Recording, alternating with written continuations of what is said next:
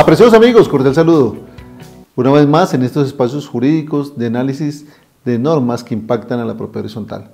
Hoy nos dedicaremos a hacer un pequeño recorrido por 5 normas jurídicas de derecho laboral que impactan directamente la nómina de los trabajadores, los presupuestos de la propiedad horizontal y obviamente la actividad de los empleadores. La primera de estas normas es la Ley 1857 del año 2017, que tiene que ver con el descanso que tiene la obligatoriedad de dar los empleadores a los trabajadores para que los trabajadores cada semestre tengan un día para las actividades familiares, día de descanso que no puede ser descontado, ni tiene que ser reemplazado, ni obligarlo a reponer el trabajador. Veamos la norma. Los empleadores podrán adecuar los horarios laborales para facilitar el acercamiento del trabajador con los miembros de su familia, para atender sus deberes de protección y acompañamiento de su cónyuge o compañero o compañera permanente, a sus hijos menores, a las personas de la tercera edad de su grupo familiar o a sus familiares dentro del tercer grado de consanguinidad que requieren del mismo, como también a quienes de su familia se encuentren en situación de discapacidad o dependencia. El trabajador y el empleador podrán convenir un horario flexible sobre el horario y las condiciones de trabajo para facilitar el cumplimiento de los deberes familiares mencionados en este artículo. Parágrafo. Los empleadores deberán facilitar, promover y gestionar una jornada semestral en la que sus empleados puedan compartir con su familia en un espacio suministrado por el empleador o en uno gestionado ante la caja de compensación familiar con la que cuenten los empleados. Si el empleador no logra gestionar esta jornada, deberá permitir que los trabajadores tengan este espacio de tiempo con sus familias sin afectar los días de descanso, esto sin perjuicio de acordar el horario laboral complementario. Como vemos, apreciados amigos, esta norma específicamente en el parágrafo del artículo 3 nos dice que el empleador debe facilitar al trabajador una jornada semestral para que él tenga una actividad familiar. Este día de descanso o jornada de la familia se puede, desarrollar de 3 formas. 1, que la empresa misma promueva esa actividad familiar, a expensas de los empleadores. 2, coordinar con las cajas de compensación familiar para que esas cajas de compensación hagan actividades para los trabajadores. O 3, simplemente otorgándole la jornada de descanso semestral para el Día de la Familia. Es una jornada completamente libre, adicional, en la cual el empleador no puede inmiscuirse ni exigirle al trabajador ningún tipo de pruebas o algún tipo de actividad, ni compensar el tiempo que ha utilizado. Es una jornada adicional de descanso obligatorio que él tiene semanal. Y por lo tanto, esto de alguna forma, pues tenemos que tenerlo presente al momento de confeccionar los presupuestos o por lo menos para saber con qué disponibilidad de tiempo se cuentan los trabajadores. Esto aplica a todo tipo de trabajador, empleados de servicios generales, toderos, vigilantes, etcétera, para todos los trabajadores, para los personales de administración y demás. Entonces, la ley 1857 se encuentra vigente, sin embargo, recordemos que en Colombia se expidió otra ley que es la ley de reducción de jornada laboral, que es la ley 2101. Y esa ley 2101 señaló expresamente que cuando se reduzca la jornada laboral a 42 horas semanales, por allá en el año 2026, pues sencillamente desaparecerá el Día de la Familia. Pero hasta que lleguemos a esa fecha, hay que otorgar la jornada semestral de descanso para el Día de la Familia. La siguiente norma a la cual queremos hacer alusiones a la ley 2101 del año 2021, que entró apenas en vigor en este año 2023, que recordemos comienza a reducir la jornada laboral de los trabajadores para llegar a un término de 42 horas semanales. Hasta el 15 de julio pasado, la jornada laboral en Colombia era de 48 horas. A partir de del 15 de julio en adelante, la jornada se redujo a 47 horas este año, y a mediados del año próximo se reducirá a 46 horas y para el año 2025 se reducirá en 2 horas y para el año 2026 en 2 horas, llegando a 42 horas semanales. Y es muy clara la ley en señalar que esta reducción de trabajo o de jornada de trabajo no puede afectar ningún derecho laboral adquirido ni monetario al trabajador. Veamos la siguiente norma. Artículo 1. Objeto. La presente ley tiene por objeto reducir la jornada laboral semanal de manera gradual, sin disminuir el salario ni afectar los derechos adquiridos y garantías de los trabajadores. Por su parte, el artículo segundo nos dice lo siguiente: duración máxima de la jornada laboral.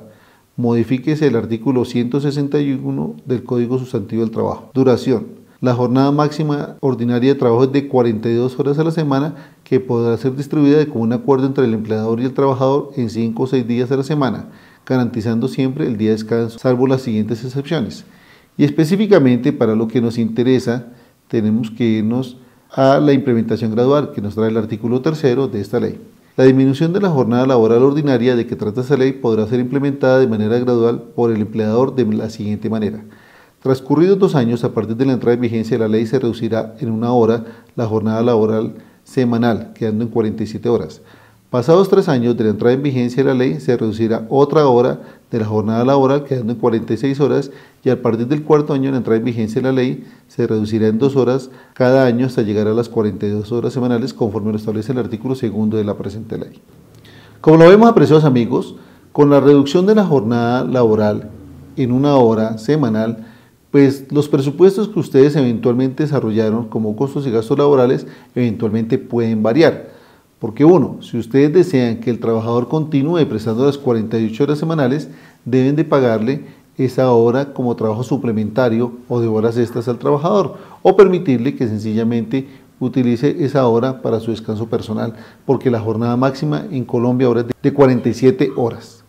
Para el año próximo serán 46 y pasados 2 años más serán 44 y finalmente 42. Por lo tanto, los presupuestos de las copropiedades, si desean que los trabajadores trabajen más horas, tienen que recompensarle ese trabajo como trabajo suplementario o de horas extras a los trabajadores, o en su defecto, hacerse a la idea de que los trabajadores tienen una jornada menor y por lo tanto ustedes no van a tener el personal dispuesto para su servicio como lo venían teniendo desde antaño. Una tercera ley a la que queremos hacer mención muy rápidamente es la ley 2114 del año 2021, por la cual se amplió la licencia de paternidad, se crea una licencia parental compartida y la licencia parental flexible. ¿Qué tiene importante esta ley? Pues uno, recordemos que desde el año 2017, pues las trabajadoras se les incrementó su licencia de maternidad a 18 semanas para la época del parto y pues digamos que se puede disponer de 1 semana antes del parto para que ellas puedan descansar. Pero es importante tener presente que para los cónyuges, compañeros permanentes de las señoras, en la actualidad pues ellos tendrán también un derecho a una, digamos, licencia de paternidad, como nos dice el parágrafo segundo del artículo segundo de la ley, que señala lo siguiente. El padre tendrá derecho a 2 semanas de licencia remunerada de paternidad. La licencia remunerada de paternidad opera para los hijos nacidos del cónyuge o la compañera permanente, así como para el padre adoptante. El único soporte válido para el otorgamiento de la licencia remunerada de paternidad es el registro civil de nacimiento, el cual deberá presentar a la EPS a más tardar dentro de los 30 días siguientes a la fecha de nacimiento del menor. Entonces, como vemos, en Colombia, las normas que hemos de pronto hecho a colación en esta pequeña intervención, todas van tendientes a proteger el núcleo familiar, a proteger la familia, y ahora esta ley pues lo que busca es que los padres se vinculen obviamente a la atención de sus hijos, de sus nuevos hijos, sean hijos biológicos o adoptados.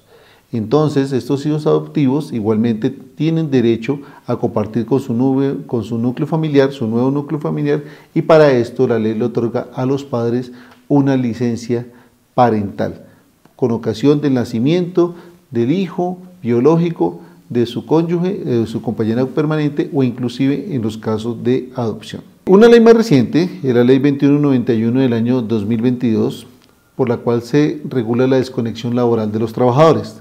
El artículo primero de esta ley nos señala: objeto. Esta ley tiene por objeto crear, regular y promover la desconexión laboral de los trabajadores en las relaciones laborales dentro de las diferentes modalidades de contratación vigentes en el ordenamiento jurídico colombiano y sus formas de ejecutarse, así como las relaciones legales o reglamentarias, con el fin de garantizar el goce efectivo del tiempo libre y los tiempos de descanso, licencias y permisos y vacaciones para conciliar la vida personal, familiar y laboral. Como vemos, apreciados amigos, una vez más el Estado colombiano con esta ley tiende a que el trabajador tenga una jornada laboral que cumplir, pero tenga un tiempo de descanso para su familia, para sus actividades personales y familiares. Es así como se crea con esta norma la obligatoriedad de una desconexión laboral, porque entendemos que el mundo ha cambiado y hoy por hoy las instrucciones de los empleadores no necesariamente sean de viva voz, sino a través de medios digitales, correos electrónicos, medios como el WhatsApp o cualquier otro medio de comunicación digital. Entonces, el artículo 3 de la ley nos dice lo siguiente. Artículo 3, definición de desconexión laboral. Entiéndase como el derecho que tienen todos los trabajadores y servidores públicos a no tener contacto por cualquier medio o herramienta, bien sea tecnológica o no, para cuestiones relacionadas con su ámbito o actividad laboral, en horarios por fuera de la jornada ordinaria o jornada máxima legal de trabajo o convenida, ni en sus vacaciones o descansos. Y el artículo 4 nos indica: garantía del derecho a la desconexión laboral. Los trabajadores o servidores públicos gozarán del derecho a la desconexión laboral, el cual inicia una vez finalizada la jornada laboral. El ejercicio del mismo responderá a la naturaleza del cargo según corresponda al sector privado o público. Asimismo, el empleador deberá garantizar que el trabajador o servidor público pueda disfrutar efectiva y plenamente del tiempo de descanso, licencias, permisos, vacaciones de su vida personal y familiar. Como vemos, esta ley es muy clara en señalar que los tiempos de descansos, licencias, permisos o vacaciones no pueden ser interferidos, interrumpidos por actividades de trabajo, ni el empleador puede obligar al trabajador a compensar todo el trabajo que dejó de realizar durante su jornada de descanso. A manera de ejemplo, si una persona se va de vacaciones, no puede obligarle el empleador que al retorno de las vacaciones el trabajador llegue a hacer todo el trabajo que dejó de hacer durante las vacaciones más el trabajo que normalmente desarrolla, porque entonces sencillamente esto le estaría afectando a él, pues obviamente su actividad laboral y su descanso. A veces vemos por redes sociales esos memes en los cuales una persona está en la playa con el traje y con el computador diciendo, bueno, aquí vacaciones pero trabajando. Eso es lo que busca esta ley de desconexión laboral, que el trabajador tenga una verdadera desconexión durante el tiempo de sus vacaciones, sus permisos, sus días de descanso, para atender actividades propias de su vida personal y familiar.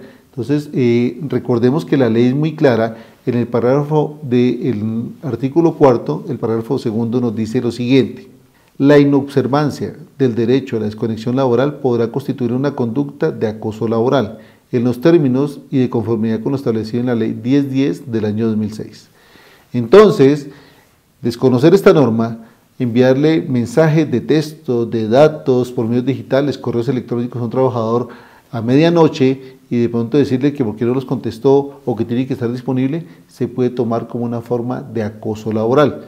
Insistimos, esta norma lo que buscan es la tranquilidad y sanidad mental del trabajador y el tiempo de descanso para con su familia. La última ley a la que haremos referencia es la Ley 2306 del año 2023, expedida el pasado 31 de julio. Esta ley hace referencia a lo siguiente: es por medio de la cual se promueve la protección de la maternidad y la primera infancia.